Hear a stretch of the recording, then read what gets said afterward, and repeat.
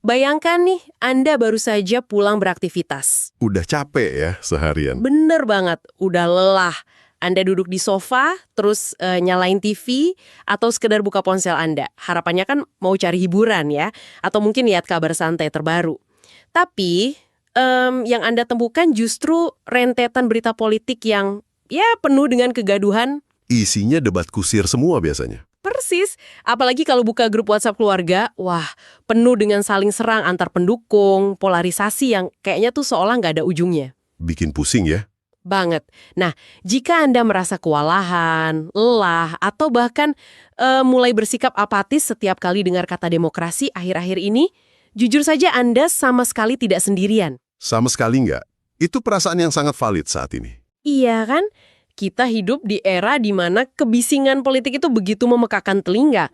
Tapi anehnya, kejelasan tentang apa dampaknya bagi hidup kita, bagi perut kita, justru sangat minim. Sangat minim. Dan ya kadang-kadang cara terbaik untuk memahami sebuah sistem yang lagi kacau ini adalah dengan melangkah mundur dari berita harian yang reaktif itu. Betul, berhenti lihat drama hariannya. Benar, kita perlu melihat fondasi arsitekturnya. Dan untuk melakukan itu, kita butuh semacam kompas pemikiran, gitu. Sebuah analisis dari seseorang yang nggak cuma mengamati dari luar, tapi yang benar-benar ada di dalam mesin tersebut selama puluhan tahun. Yang melihat langsung mesinnya beroperasi ya? Tepat. Yang lihat langsung bagaimana roda gigi demokrasi kita ini berputar, kadang macet dan ya kadang-kadang patah. Nah, untuk itulah kami hadir di penelusuran mendalam kali ini. Kami ingin ngasih Anda semacam jalan pintas lah. Dan kompas kita hari ini berasal dari sebuah dokumen refleksi yang menurut saya sangat mendalam, tertanggal 1 April 2026. Menarik. Dari siapa ini teksnya? Teks ini memuat pemikiran dari Ridwan Hisjam, atau yang akrab disapa Bung RH. Bagi Anda yang mungkin belum ngikutin rekam jejaknya nih, beliau ini adalah politisi senior dari Partai Golkar asal Jawa Timur. Tokoh yang sangat berpengalaman itu ya. Betul sekali. Dan kenapa catatan beliau ini krusial banget buat kita bedah? Karena beliau punya perspektif sejarah yang langka. Bung RH ini udah ngelewatin lebih dari 3 dekade pusaran politik Indonesia. 3 dekade lebih ya? Berarti dari zaman Orde Baru dong? Lalu jadi saksi mata sekaligus pelaku ketika transisi reformasi terjadi, sampai menavigasi kompleksitas pemilu langsung di era modern saat ini. Wow. Jadi spektrum pengalamannya sangat lengkap ya? Dari sistem tertutup sampai yang sangat liberal. Tepat. Makanya misi diskusi kita hari ini sangat jelas. Kita bakal membedah tuntas gagasan beliau mengenai transformasi demokrasi di Indonesia. Dari sistem yang penuh transaksional ini, menuju sesuatu yang beliau sebut sebagai demokrasi yang bermartabat. Demokrasi yang bermartabat. Ini sebuah konsep yang menuntut kita buat mengevaluasi ulang ya. Bukan cuma struktur hukum pemilunya, tapi juga mentalitas kolektif kita sebagai bangsa. Benar banget.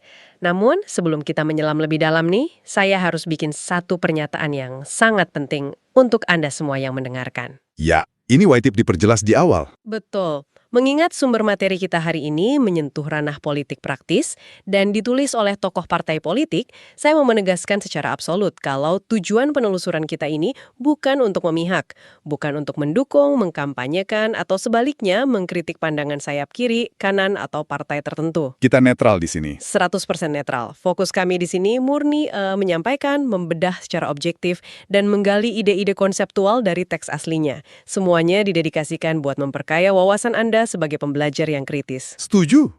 Karena dengan memposisikan teks ini sebagai artefak pemikiran, kita jadi bisa nguji validitas gagasannya secara rasional kan? Tentu saja. Terlepas dari warna bendera politik apapun yang ada di belakangnya. Kita nyari substansinya, bukan afiliasinya. Mari kita urai nih. Di bagian awal refleksinya, Bung RH mendiagnosis ada satu penyakit kronis yang lagi menggerogoti sistem kita. Beliau bilang demokrasi kita saat ini tuh lagi berdiri di persimpangan jalan yang sangat kritis. Terjebak ya? Terjebak di antara demokrasi prosedural dan demokrasi substansial. Nah, untuk ngegambarin apa sih sebenarnya demokrasi prosedural saat ini, analoginya kira-kira begini nih. Coba Anda bayangkan. Oke, gimana tuh? Demokrasi kita sekarang ini ibarat Anda nabung mati-matian, nguras energi, nguras duit, cuma buat beli tiket konser VIP yang harganya nggak masuk akal. Nah, ini melambangkan politik biaya tinggi di negara kita. Wah, tiketnya mahal banget ya. Mahal banget.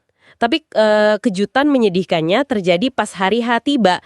Alih-alih Anda duduk di kursi empuk barisan depan buat nikmatin musiknya, Anda dan jutaan penonton lain justru cuma diizinkan berdiri di luar stadion. Oh, astaga. Cuma di luar? Iya. Anda memang pegang tiket yang sah, prosedur belinya legal, Anda diakui kok sebagai penonton, tapi Anda sama sekali nggak merasakan kualitas musiknya. Saya paham maksudnya. Demokrasi kita tuh berhenti tepat setelah kertas suara dicoblos di bilik suara, tanpa pernah benar-benar mewujudkan rasa keadilan sosial dan kesejahteraan yang padahal itu janji utama dari konser tersebut. Analogi konser VIP di luar stadion itu akurat banget sih. Buat memetakan letak frustrasi publik kita sekarang, prosedurnya jalan kan? Jalan banget. Kita punya pemilu, ada kotak suaranya, ada masa kampanye yang heboh. Tapi substansinya kosong. Dan Bung RH tuh menelusuri akar penyakit ini, lalu menemukan kalau kegaduhan politik yang bikin kita capek ini sebenarnya cuma residu. Residu kayak ampas gitu ya? Betul, ampas dari sebuah sistem yang perlahan-lahan tuh udah jadi terlalu liberal dan sangat pragmatis. Nah, kalau kita bicara soal sistem yang terlalu liberal nih, berarti kita kan lagi ngebahas pergeseran dari identitas asli bangsa kita, bukan? Pasti, sangat melenceng. Sistem ini seolah mendesain arena politik jadi kayak pasar bebas gitu loh. Kompetisi absolut. Di mana ya siapa yang punya modal paling besar, dia yang menang. Dan ini kan nabrak langsung sama fondasi gotong royong yang selalu digagas sebagai ruh utamanya Pancasila. Nabrak banget. Kompetisi bebas ini akhirnya mau nggak mau memaksa aktor politik kita buat ngubah orientasi mereka. Dan pergeseran orientasi itulah inti masalahnya sih. Coba bayangkan dalam kompetisi yang sepenuhnya liberal dan biayanya sangat tinggi. Biaya kampanye di kita kan gila-gilaan ya. Gila banget. Negara kepulauan sebesar Indonesia ini, bayangin biaya logistiknya, bayar saksi di ratusan ribu TPS. Nah, seorang politisi itu dipaksa buat bertahan hidup secara finansial. Akibatnya apa? Mereka teralienasi dari khitah atau garis tujuan awal mereka. Nggak sempat mikirin rakyat lagi ya? Boro-boro. Alih-alih hadir sebagai pelayan publik yang mengabdi ke konstituen, mereka malah bertransformasi jadi semacam manajer investasi atau broker gitu. Wah, broker, kata yang tajam nih. Iya kan? Mereka harus cari sponsor, negosiasi sama pemilik modal. Dan ujung-ujungnya, kebijakan yang mereka hasilkan waktu duduk di parlemen lebih condong buat bayar hutang ke sponsor-sponsor itu, bukan ke rakyat yang nyoblos mereka. Itu menjelaskan banget kenapa rakyat ditinggal di luar stadion tadi. Karena ya rakyat tuh bukan sponsor utamanya. Rakyat cuma pemegang tiket formalitas. Bener banget. Saya mau narik realitas ini ke pengalaman Anda nih para pendengar. Pernahkah Anda merasa suara yang Anda berikan dengan penuh harap di bilik pemilu itu seolah menguap gitu aja di udara, tepat setelah tinta di jari Anda mengering? Relate banget pasti rasanya. Seolah-olah kewajiban negara buat dengerin Anda tuh selesai hari itu juga. Dan 5 tahun ke depan Anda cuma jadi penonton pasif dari kebijakan yang nggak berpihak ke Anda. Perasaan suara yang menguap itu, yaitu bukan kebetulan, itu fitur asli dari demokrasi prosedural yang didiagnosis sama Bung RH tadi. Dan ketika kedaulatan rakyat cuma jadi ritual 5 tahunan yang kosong melompong, demokrasi kehilangan daya magisnya. Daya magis sebagai alat pembawa kesejahteraan gitu. Jatuhnya cuma jadi teater aja ya? Persis, teater buat melegitimasi kekuasaan para pemodal aja jadinya. Oke, kita udah membedah diagnosisnya nih. Politik biaya tinggi yang mencekik, perdeseran politisi jadi broker, dan hilangnya ruh gotong royong. Pertanyaan krusialnya sekarang, gimana kita meretas ulang sistem yang udah berkarat ini? Gimana ngehacknya ya? Betul. Mengingat biayanya sebegitu tinggi dan transparansinya begitu rendah, apa jalan keluar dari Bung RH? Ternyata, beliau mengusulkan sebuah pergeseran radikal dari politik biaya tinggi menuju politik gagasan. Dan untuk kecapai ini ada 2 instrumen utama nih, teknologi dan pendidikan. Mari kita bedah teknologinya dulu nih. Buat mutus mata rantai politik berbiaya tinggi yang rawan transaksional ini, kita harus ngilangin ruang gelap di mana transaksi itu terjadi. Ruang gelap tempat deal-dealan itu ya? Benar. Disinilah gagasan digitalisasi sistem politik dari Bung RH nemuin urgensinya. ini tuh bukan sekedar bikin aplikasi pemilu yang canggih biar kelihatan modern, bukan itu. Terus apa intinya? Intinya, membangun infrastruktur transparansi absolut. Oh, berarti mekanismenya tuh melacak aliran kekuasaan dan dana secara terbuka ya. Kayak sistem e-budgeting yang terdesentralisasi gitu. Di mana Anda sebagai warga negara biasa bisa buka laptop dan lihat secara real time kemana persisnya uang pajak Anda pergi. Nah, itu dia. Atau sistem pelacakan dana kampanye berbasis open source. Jadi publik tuh tahu pasti siapa nyumbang politisi mana. Dengan ngilangin perantara di ruang gelap tadi, aspirasi rakyat bisa langsung nyambung ke pembuat kebijakan, tanpa distorsi kepentingan pragmatis. Tanpa distorsi ya? Tanpa distorsi, itu esensinya. Kalau rekam jejak, janji kampanye, eksekusi anggaran, semuanya bisa dilacak secara digital, ruang buat politisi bikin deal-deal rahasia tuh bakal menyusut drastis. Transparansi digital ini bakal maksa mereka buat kembali bersaing di ranah gagasan. Karena ruang buat main logistik labnya udah ditutup kan? Betul sekali. Disinilah bagian yang sangat menarik. Karena jujur aja nih, saya ngelihat ada lubang besar dalam konsep ini. Oh iya, lubang di mana tuh? Ngandelin teknologi sebagai penyelamat demokrasi itu kedengarannya indah banget secara teori, tapi mari kita lihat realitas lapangan kita saat ini dong. Bukankah ruang digital kita, khususnya media sosial itu justru mesin utama yang memproduksi popularitas semu, yang bikin polarisasi dan misinformasi makin parah? Saya paham arahnya. Ibaratnya nih, pakai medsos atau teknologi digital buat nyembuhin polarisasi politik itu kayak ya mencoba madamin kebakaran hutan tapi nyiramnya pakai bensin. Bensin algoritma ya? Iya. Algoritma media sosial kan sengaja dirancang buat eksploitasi kemarahan manusia. Karena marah itu menghasilkan engagement kan? Jadi gimana ceritanya teknologi yang memecah belah ini malah bisa jadi obat buat demokrasi yang bermartabat? Ini kan kontradiktif. Yang sangat menarik di sini adalah bagaimana Bung RH sendiri sebenarnya sadar banget sama paradoks itu. Oh, beliau sadar soal itu? Sangat sadar. Beliau paham kalau teknologi yang dibiarkan liar tanpa arah justru bakal jadi mesin amplifikasi konflik horizontal. Makanya, beliau nggak pernah memposisikan teknologi digital ini sebagai peluru perak yang berdiri sendiri. Nggak. Oke, jadi bukan solusi tunggal ya? Bukan. Teknologi itu kan pada dasarnya cuma infrastruktur ya. Dia butuh pengguna yang punya kapasitas buat manfaatinya dengan benar. Oh, jadi kalau teknologi itu cuma memperkuat apa yang udah ada di masyarakat, berarti satu-satunya cara buat memperbaiki outputnya ya bukan cuma ngubah algoritmanya. Terus apa dong? Ya harus ngubah inputnya, ngubah otak penggunanya, kan? Nah, kesimpulan yang sangat jeli.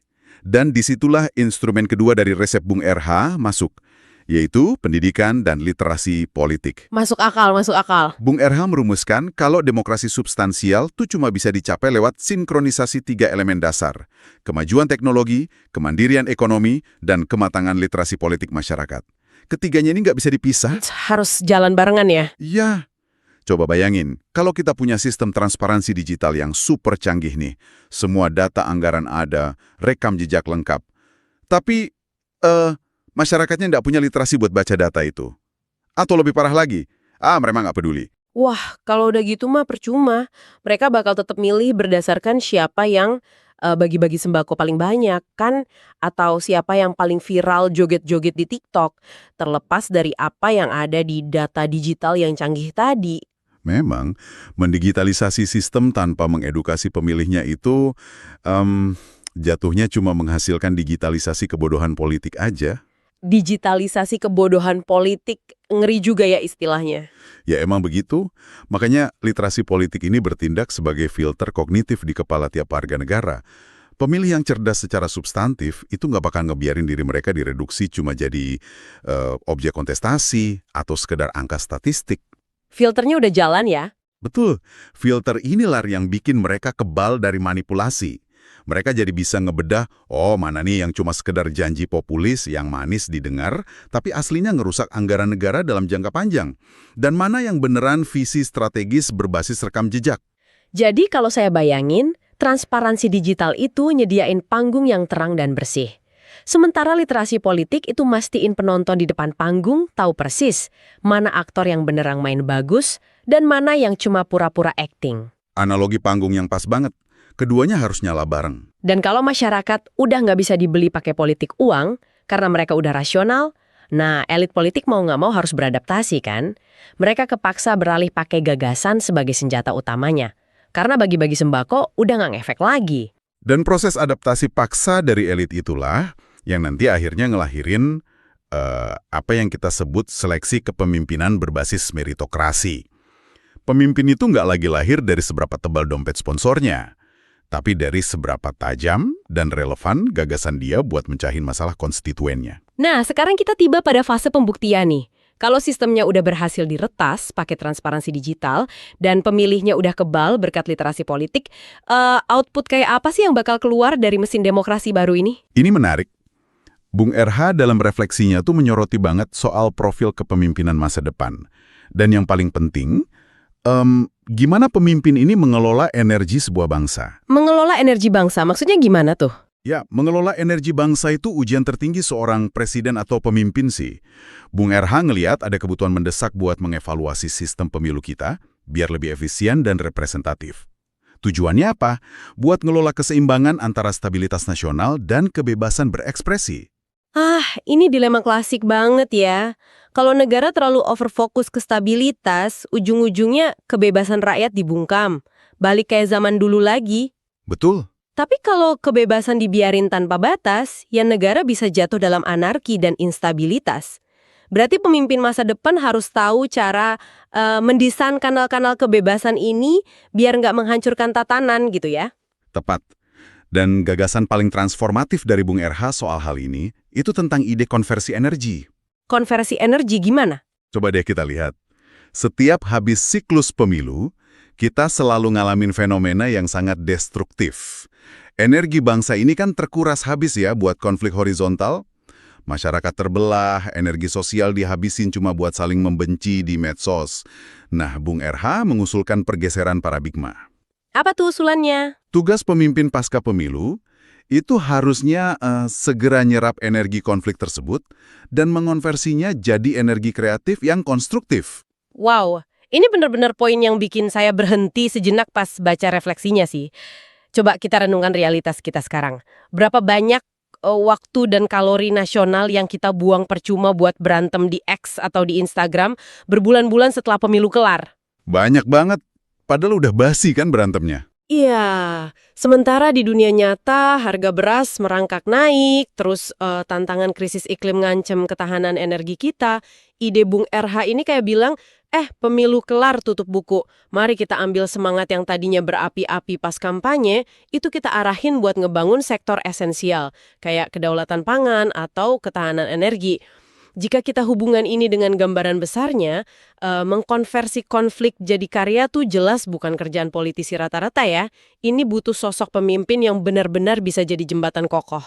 Pemimpin jembatan ya? Iya, Bung RH ngegambarin pemimpin masa depan tuh sebagai seseorang yang mampu menjembatani perbedaan antar generasi. Dia paham kearifan lokal masa lalu, tapi juga sangat fasih sama disrupsi masa depan. Dan dia harus bisa nutup sekat-sekat golongan yang sempat retak pasca pemilu. Caranya gimana tuh buat nutup sekatnya? Dengan membangun kabinet atau ekosistem pemerintahan yang beneran inklusif dan berbasis ide, bukan sekedar bagi-bagi kursi kekuasaan. Pemimpin yang fokus pada visi jangka panjang ya, yang berani ngambil kalau minjam istilah dari sumber kita tuh keputusan pahit. Karena jujur aja, keputusan yang benar secara strategis buat generasi mendatang itu seringkali nggak populer. Dan pasti ngundang kritik keras di masa sekarang. Betul sekali. Pemimpin yang lahir dari rahim politik biaya tinggi tadi nggak bakal pernah berani ngambil keputusan pahit ini. Kenapa? Ya karena mereka tersandara dong. Tersandara keharusan buat selalu tampil populer demi melanggengkan kekuasaan para sponsor mereka. Dan disitulah letak bedanya. Keberanian buat nggak populer demi kebenaran jangka panjang itu adalah intinya demokrasi yang bermartabat. Dan Bung RH tuh optimis banget loh kalau Indonesia sebenarnya punya pondasi sosiologis yang kuat buat dukung kepemimpinan kayak gini. Pondasi apa itu? Semangat kekeluargaan. Beliau ngelihat kalau nilai luhur ini jika dikawinkan sama manajemen kenegaraan yang modern, efisien, dan terdigitalisasi tadi, wah, itu bakal bikin Indonesia jadi kekuatan raksasa global. Mengawinkan budaya dan teknologi ya? Benar. Kekayaan intelektual yang kita miliki, termasuk ruang buat beda pendapat secara sehat, itu harus dipertahankan sebagai benteng dari arus informasi yang menyesatkan. Karena dalam iklim kekeluargaan, beda pendapat itu kan proses cari solusi, bukan arena buat saling ngancurin. Menggabungkan kehangatan budaya Nusantara dengan efisiensi operasional mesin modern, jadi apa makna dari semua ini?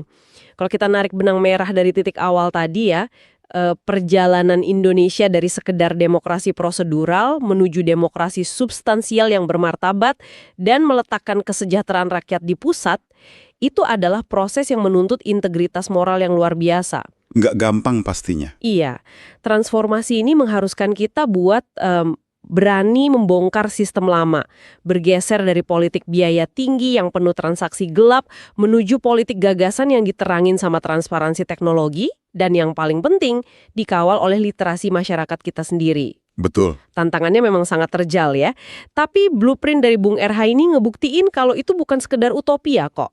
Ini tuh rute yang beneran bisa kita tempuh asalkan kita mau kerja keras. Dan sebagai penutup, mari kita bawa kerangka pemikiran Bung RH ini buat ngeliat satu tantangan di masa depan yang udah sangat deket nih, yang mungkin bakal jadi ujian terbesar buat kita. Tantangan apa tuh? Gini, sepanjang refleksinya, Bung RH nekenin urgensi gotong royong dan kekeluargaan sebagai benteng dari informasi menyesatkan. Tapi realitas hari ini nunjukin lompatan luar biasa dari AI atau kecerdasan buatan. Ah iya benar, generative AI. Iya, AI sekarang tuh mampu menciptakan ilusi politik gagasan yang nyaris sempurna. Algoritma bisa nulis pidato politik yang bikin kita nangis terharu, merumuskan draft kebijakan yang seolah pro-rakyat, dan mereplikasi bahasa empati manusia secara presisi banget. Serem ya kalau dipikir-pikir. Makanya, pertanyaan besarnya buat Anda yang mendengarkan adalah, di tengah gempuran teknologi kognitif yang makin sulit dibedain dari realitas ini, apakah budaya kekeluargaan dan naluri gotong royong kita masih cukup kuat dan peka secara organik? Peka untuk membedakan ya. Betul, membedakan mana nih gagasan yang murni lahir dari keringat pengabdian empati manusia sejati, dan mana yang sekedar algoritma pragmatis yang dirancang secara dingin cuma buat memanipulasi persepsi kita. Wow, itu pemikiran yang lumayan menakutkan ya sejujurnya. Di satu sisi, kita punya kearifan lokal yang udah teruji waktu. Tapi di sisi lain, kita lagi berhadapan sama mesin yang makin pinter meretas kearifan itu cuma buat kepentingan suara elektoral. Sebuah PR besar buat kita semua. Benar-benar memaksa kita buat terus mengasah daya kritis dan kemanusiaan kita lebih tajam lagi. Bagi Anda yang mendengarkan, terima kasih ya karena udah menginvestasikan waktu berharga Anda buat ikut membedah kerumitan sistem demokrasi kita di sesi diskusi yang mendalam ini. Teruslah membaca, teruslah bertanya. Jangan mudah puas sama permukaan berita ya. Betul, dan yang terpenting jadilah pembelajar yang gigih di tengah lautan informasi yang deras ini. Sampai jumpa di penelusuran kita berikutnya, dan tetaplah menjaga martabat suara Anda.